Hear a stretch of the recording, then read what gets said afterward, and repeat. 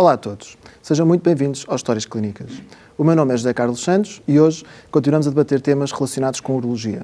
O sistema urinário é o foco da atividade da urologia e da nefrologia. As doenças que atingem o rim são avaliadas, tratadas e seguidas por ambas as especialidades.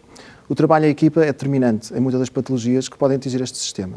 Hoje vamos falar de nefrologia, o que é, principais doenças abordadas e possíveis soluções.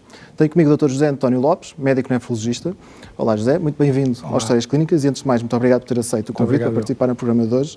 E acho que é importante explicar lá para casa um bocadinho o que é a nefrologia. Acho que às vezes ou as pessoas não têm muita ideia do que é ou associam muito automaticamente à diálise. O que é afinal a nefrologia? O que é que aborda? Olá mais uma vez, é um prazer estar aqui presente no programa. E, na realidade, torna-se importante esclarecer o que é a nefrologia. Isto porquê? Porque muitas das pessoas que nos estão a ouvir, por exemplo, lá em casa, não sabem efetivamente o que é que significa nefrologia. A nefrologia deriva de uma palavra que é néfron, que etimologicamente origina a palavra nefrologia. O que é o néfron? O néfron é, no fundo, a unidade funcional do rim. E tudo gira à volta dessa unidade funcional no que diz respeito à atuação nefrológica. E, portanto, a nefrologia não é mais do que a especialidade médica que visa diagnosticar, tratar e estabelecer um prognóstico relativamente a todas as doenças que comprometem o funcionamento desse mesmo nefrónio. É néfron ou nefrónio.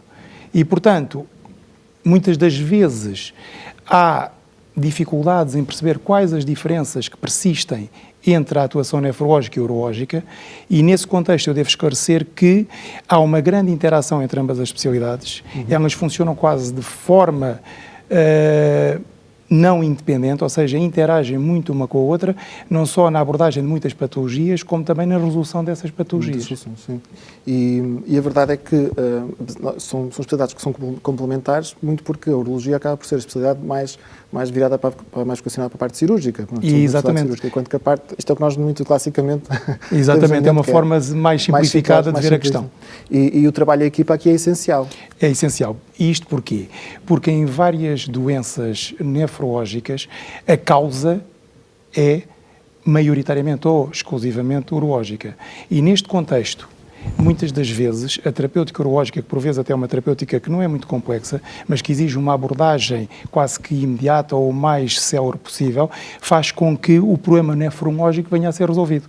E eu lembro uma situação clássica que é a obstrução urinária baixa, por exemplo, nos idosos, que compromete a função renal e que apenas o simples alívio da obstrução permite a recuperação da função renal. Nós devemos nos lembrar sempre que, por exemplo, duas das grandes síndromes nefrológicas, que são a doença renal crónica, ou seja, é a afecção dos rins perpetuada ao longo do tempo, ou a lesão renal aguda, que é uma afecção do rim que surge num curto intervalo de tempo, muitas das vezes têm por detrás uma causa urológica. E, portanto, se houver uma ótima interação, que é o que se deseja, entre o nefrologista e o urologista, ao tratar a causa que está subjacente, permite ao nefrologista ter um bom desidrato no seu desempenho. E muitas vezes os doentes acabam por ser seguidos por ambos.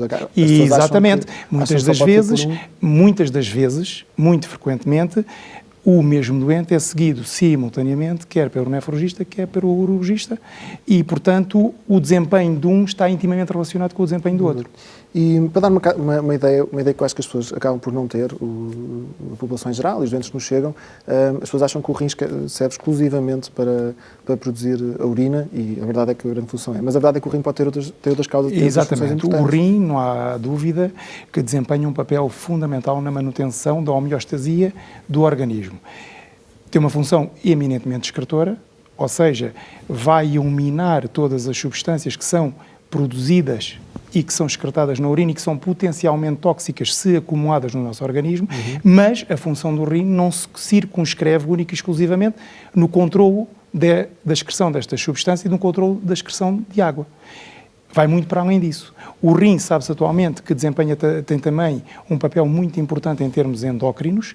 Há determinadas hormonas que são produzidas quase que exclusivamente ou maioritariamente a nível renal. E eu lembro, por exemplo, a eritropoetina, que permite a produção dos eritrócitos. Por exemplo, a vitamina D, que está intimamente associada com o metabolismo fosfocálcico, com o metabolismo do osso. E, além do mais, sabe-se atualmente que o rim é também um forte reservatório que exibe ou que tem tendência a desenvolver uma atmosfera microinflamatória e imunológica que é importante até para o funcionamento dos outros órgãos. E atualmente até se fala numa entidade que é uma entidade que é expressa como sendo de fortes ligações cruzadas entre o rim e os órgãos à distância, em que há uma ligação bidirecional entre o funcionamento do rim e esses mesmos órgãos. E isto porquê? Porque sabe-se atualmente que o rim, ao exibir algumas propriedades inflamatórias ou anti-inflamatórias, se tiver disfuncionante, vai fazer com que essas alterações pró-inflamatórias tenham repercussão também no fígado, no cérebro, no pulmão e noutros órgãos. E por isso é que muitas vezes a abordagem na consulta de nefrologia não se restringe apenas ao controle da diurese, quer dizer, as pessoas acabam por ter uma abordagem muito mais abrangente. É uma consulta que vai muito para além disso. E, na realidade, eu atrever-me a dizer que a nefrologia é uma especialidade médica e, provavelmente, dentro das especialidades médicas, e passe porventura o exagero, é aquela em que há um envolvimento mais multissistémico. E basta nós recordarmos e até atentarmos no facto do rim, que é um órgão de dimensões pequenas, receber aproximadamente 20% do débito cardíaco. Ou seja, 1/5 do sangue que é bombeado regularmente pelo coração, passa por lá. Passa pelo rim e é depurado a nível renal. E, portanto, o rim é absolutamente crucial para a manutenção da homeostasia do corpo humano. E como é que os doentes, como é que deve ser feita a referenciação para a consulta de nefrologia? A verdade é que a maior parte deles deduzo que sejam referenciados muitas vezes dos cuidados de saúde primários. Exatamente. A esmagadora maioria dos doentes são referenciados através dos médicos de medicina geral e familiar. Atualmente, há guidelines, há normas de orientação com critérios bastante bem definidos para a orientação dos doentes à consulta de nefrologia. É óbvio que esses critérios diferem de acordo com a patologia de base. Os critérios para a referenciação de um doente com uma doença renal crónica são diferentes dos critérios de referenciação, por exemplo, de um doente que tem uma síndrome nefrótica. De um modo geral, existem determinados grupos populacionais que têm um risco acrescido de desenvolver doença renal. E, portanto, um conselho prático que eu dou é todos os doentes que têm um risco acrescido de desenvolver doença renal deverão ser monitorizados de uma forma mais apertada, haver uma maior vigilância sobre esses doentes e então referenciados atempadamente ao médico nefrologista. E a pergunta que se coloca é, mas quais são esses grupos? Pois.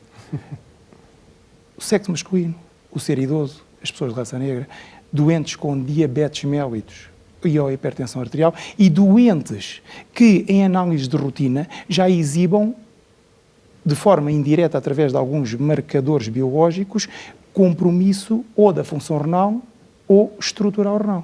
E eu refiro-me a qualquer elevação da creatinina para além dos valores considerados normais e também, por exemplo, a existência de uma proteinúria até numa urina 2. E, portanto, qualquer evidência que, até que aparentemente inofensiva, que traduza disfunção renal ou alteração estrutural renal, deve ser atempadamente referenciada à consulta de nefrologia, porque existem as chamadas medidas nefroprotetoras que deverão ser implementadas e que visarão diminuir a probabilidade da progressão da doença renal. E focando aqui um bocadinho aquilo que já falou há pouco, uma ideia que as pessoas que eu acho que não têm e que eu acho que é importante reforçar é esta questão do que é, por um lado, o que é que nós definimos como insuficiência renal, como é que nós clinicamente, ou como é que nós definimos isto que é o rim a falhar, e acho que é importante reforçar a ideia de que existe uma insuficiência que é irreversível, não é? E é mais reversível, a questão crónica versus aguda, que é bastante importante para nós, mesmo do ponto de vista de tratamento e de orientação. Exatamente. Em termos conceptuais, em termos de definição, existem definições precisas que estão standardizadas a nível internacional sobre o que é a doença renal crónica e o que é a lesão renal aguda. De uma forma genérica, considera-se doença renal crónica sempre que há algum marcador da função do rim que está alterado ao longo durante pelo menos 3 meses, e eu refiro-me, na generalidade, do ponto de vista prático, à elevação da creatininémia, da creatinina do sangue, ou então, isto é o marcador que é mais vulgarmente utilizado no cotidiano clínico, ou então existe evidência de alguma alteração estrutural que também está mantida ao longo durante o intervalo temporal de pelo menos 3 meses. Como, por exemplo, se nós tivermos uma proteinúria mantida durante 3 meses, se tivermos alterações ecográficas que estão mantidas durante 3 meses, ou até evidência numa biópsia renal, que na realidade existem alterações estruturais renais, aí podemos definir que há doença renal crónica. E é importante essa definição, porque as causas e o prognóstico são inquestionavelmente diferentes entre ambas as patologias. No que diz respeito à lesão renal aguda, tal como o próprio nome deixa indiciar, há uma alteração aguda da função renal, geralmente com uma elevação súbita da creatininémia ou redução do débito urinário. Geralmente isto ocorre no intervalo de uma semana. E são entidades que devem ser sempre avaliadas, por vezes, apesar de aparentemente ser fácil, atendendo às definições, fazer a sua destrinça, nem sempre o é na prática clínica. E, portanto, é fundamental estarmos atentos a alguns pormenores, fazer uma boa história clínica, um bom exame objetivo. Devemos desde já dizer que muitas das vezes estas situações são perfeitamente assintomáticas. E, por exemplo, relativamente à doença renal crónica, até às vezes o primeiro sinal é a elevação assintomática da pressão arterial. Portanto, eu deixo aqui um apelo que sempre que haja uma elevação da pressão arterial, sobretudo em situações em que não há uma causa aparente para essa elevação da pressão arterial, dever-se-á sempre equacionar a existência de uma possível insuficiência renal. Porque eu acho que os doentes não têm muito esta noção da ligação do risco, dos fatores de risco que podem vir a causar doença renal crónica. Acho que muita gente ainda acha que é uma coisa que acontece e que não há fatores reversíveis que podem ser... Não, é isso mesmo. Portanto, é óbvio que há situações do foro hereditário que condicionam ou que aportam um risco acrescido de vir-se a desenvolver doença renal crónica. Há determinadas doenças familiares, que todos nós sabemos, que conferem um maior risco de vir a desenvolver doença renal crónica. Por outro lado, há também determinadas predisposições genéticas em doenças que aparentemente não são de transmissão hereditária, mas há determinados genes que condicionam determinadas moléculas e que também vêm conferir um risco acrescido de vir a desenvolver doença renal crónica.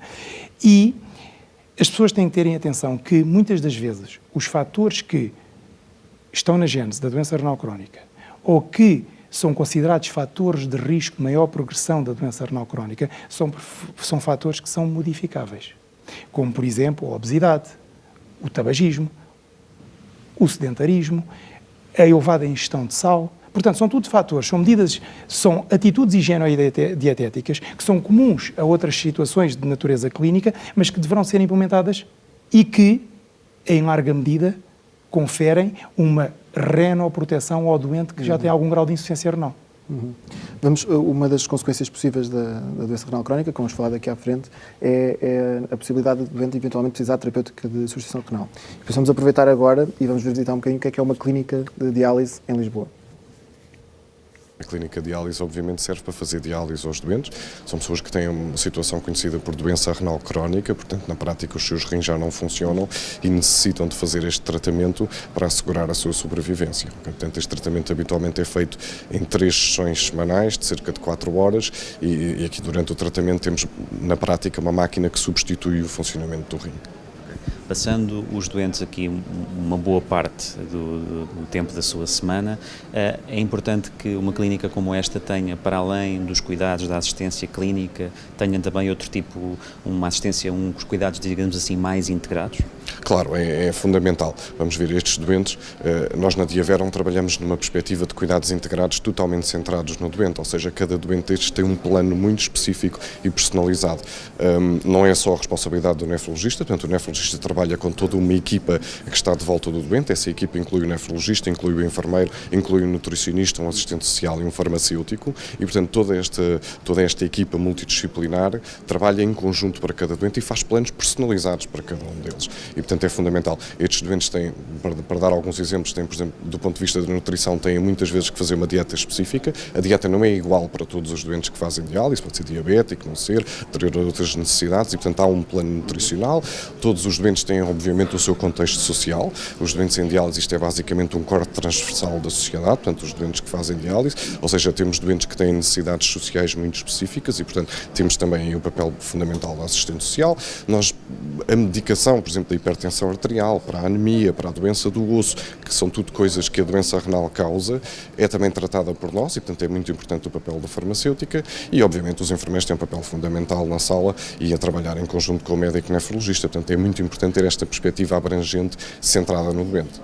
E falando concretamente do trabalho, do papel do médico nefrologista, qual é? Ok, o papel do médico nefrologista, portanto, em primeiro lugar, estabelece a estratégia da diálise, ok? Portanto, para cada doente, mais uma vez, isto é um plano personalizado, cada doente tem um programa típico de diálise e, portanto, querem existem vários parâmetros de tratamento que são regulados. O médico nefrologista estabelece também a terapêutica fora da diálise, terapêutica da anemia, terapêutica da doença óssea, isso tudo, e trabalha, obviamente, em conjunto com o resto da equipa multidisciplinar. Quais diria que são os principais desafios de lidar com esta tipologia de doente? Bom, estes são doentes bastante complexos. A maior parte destes doentes, além da doença renal, terá quase seguramente outras doenças, não é? Portanto, são doentes que, na prática, têm muitos órgãos e sistemas do seu corpo afetados. Portanto, é bastante complexo e esse é muitas vezes o maior desafio. Ou seja, têm múltiplas doenças em conjunto e que necessitam de um plano muito específico, e eu julgo que essa é a parte mais desafiante, mas é também a parte mais recompensante de ser nefrologista. Qual é que é, acredito que cada caso seja um caso, mas qual é que é normalmente o circuito típico de um doente aqui, desde o momento da exposição do caso, da admissão, de quanto em quanto tempo é que faz consultas, como é que é definido o plano, varia consoante que variáveis? Ok. Bom, os doentes quando começam diálise muitas vezes vêm-nos transferidos dos hospitais públicos, portanto já iniciaram diálise no hospital público, a situação já está razoavelmente estabilizada e acabam por ser transferidos para aqui. Depois é tudo estabelecido, ou seja, os doentes fazem diálise 3 vezes por semana, são avaliados sempre, portanto há sempre um médico aqui na clínica, cada vez que vêm fazer diálise são vistos por um médico, muitas vezes pelo seu nefrologista, geralmente pelo seu nefrologista, e portanto todo o plano terapêutico é continuamente ajustado. Além disso, estes doentes também fazem análises todos os meses, por exemplo, fazem múltiplos exames todos os anos, e portanto todos estes dados permitem-nos adaptar a terapêutica e ir continuamente melhorando, digamos assim. Temos agora connosco a enfermeira Mónica Silva. Olá, Mónica, muito bem-vinda e também muito obrigado por ter aceito o convite para participar no programa de hoje. A enfermeira Mónica dedica-se exclusivamente ao trabalho em conjunto com a nefrologia, na terapêutica de distribuição renal. Sim, estou exclusiva à área da diálise neste momento, embora os enfermeiros estejam presentes já em todas as áreas da doença renal crónica, mesmo até antes de uma entrada necessária de uma técnica substitutiva da função renal. E isto, eu acho que em todas as áreas da medicina o trabalho de equipa entre os médicos e a parte de enfermagem é crucial, mas aqui há um papel, aqui há uma ligação bastante especial e bastante importante para que tudo corra bem neste processo Sim, é um trabalho, o doente é cuidado por uma equipa multidisciplinar, mas realmente a ligação nefrologista e enfermeiro tem que ser muito próxima. Tudo coordenado pelo nefrologista para que e todas as outras equipas multidisciplinares que acabamos por estar presentes no tratamento do doente, tem que haver um elo muito estreito e tem que haver uma comunicação muito forte para que realmente os cuidados sejam de qualidade. Tudo pelo melhor. E o tipo de... Vamos falar mais à frente como é que é feita a diálise, como é que é todo o processo ao longo desta questão, mas a verdade é que o nefrologista, como já estava a dizer há pouco, acompanha o doente desde o início do processo, mesmo quando eles são apenas doentes que não estão a fazer a terapia de função renal, a enfermagem também tem aqui um papel bastante importante. Exato. A enfermagem acompanha o doente, eu penso que mais próxima dele, a partir da consulta, para além do acompanhamento das consultas de nefrologia, que é nos estadios iniciais, não é? 1, 2 e 3, mas depois a partir do estadio 4, em que a DGS emitiu a norma 17/2011, penso eu, em que há a equipa multidisciplinar, não é? Aí entra a enfermagem já para o acompanhamento e a capacitação do doente na escolha da modalidade terapêutica que vai ser fazer a substituição da sua função renal. A partir daí, depois, a ligação àquele doente realmente é muito próxima, é diária. É 3 vezes por semana no caso da diálise e nas outras técnicas também muito próxima e quase diária, não é? Muito bem.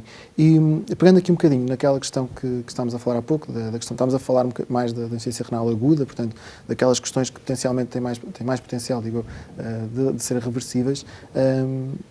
Contextualizando um bocadinho melhor, nós clinicamente temos sempre aqueles 3 grandes grupos da insuficiência renal aguda, que os doentes muitas vezes também não têm noção, que pode haver uma causa que antes do rim, como nós costumamos classificar, pode ser o próprio rim que está a falir, ou muitas vezes, isto aqui puxando já a causa pós-renal.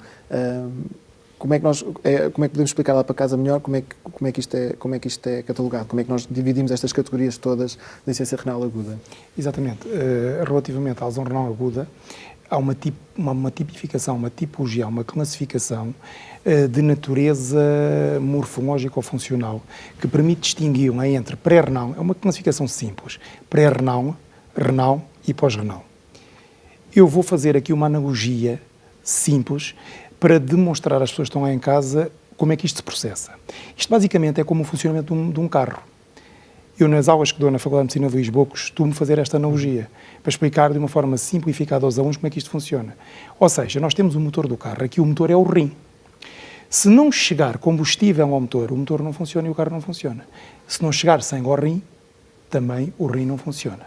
Por outro lado, qualquer lesão, qualquer alteração da estrutura do motor também não vai funcionar e, portanto, com o rim passa-se precisamente o mesmo. E aqui a lesão que passou de pré-renal a ser chamada de renal intrínseca. Ou seja, se bem que anteriormente nós tínhamos uma diminuição do aporte de sangue ao rim, aqui não. Já temos uma lesão de alguma estrutura do rim. É a chamada lesão renal aguda renal intrínseca. E, posteriormente, todas as toxinas, todo o fluido que é drenado pelo sistema urinário, que é a própria urina, se houver alguma obstrução que impeça esse mesmo fluxo, obviamente temos uma situação pós-renal. Portanto, esta terminologia é muito simples. Pré-renal antes do rim, renal e pós-renal. Aqui, em termos percentuais, o que é prevalente? O que é mais frequente é a pré-renal, e isto também difere se é em ambulatório, situação de ambulatório, situação de hospitalização. Mas de uma forma generalizada, pré-renal e renal intrínseca, com algum grau já de necrose provocada pela isquémia, pela diminuição do fluxo sanguíneo renal, são a esmagadora maioria das situações. A pós-renal, mais ou menos 5% dos casos.